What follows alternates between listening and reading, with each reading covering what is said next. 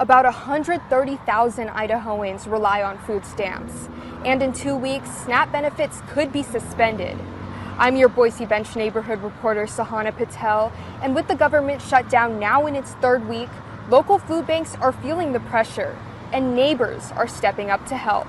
How many kids are going to go to bed without dinner that night? Wednesday marked 22 days since the government shutdown paused federal funding. If it's not reopened by November, the Idaho Department of Health and Welfare will temporarily pause the Supplemental Nutrition Assistance Program, better known as SNAP. That means in 2 weeks, Idahoans who depend on those food stamps could lose that financial support. Because it's also going to impact the food banks, schools, everything else. It's not just, us as individuals. It has a long-term effect on everyone.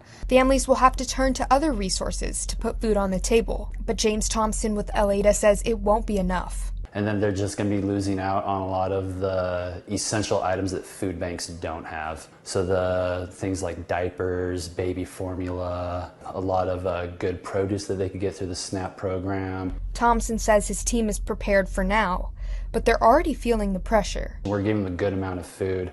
We're already hearing clients saying, that's it. Alyssa Zimmerman, who once relied on SNAP herself, says she knows firsthand how devastating this pause can be for families. When I was on it, it was a lifesaver. It was the difference between whether or not we had dinner on the table that night or had the ability to eat. 2 years ago, she started the 208 Food Mutual Aid group on Facebook.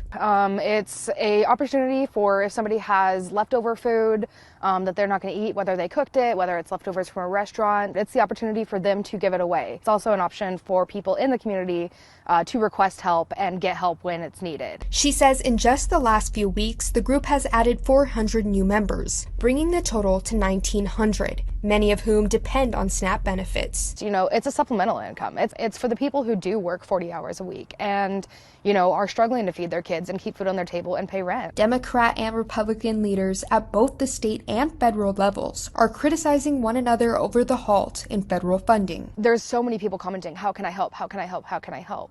That's the point when, our leaders need to take a step back and say, okay, if the community is willing to come together, why can't we?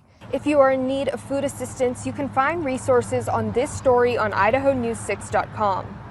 I'm your Boise Bench neighborhood reporter, Sahana Patel, for Idaho News 6.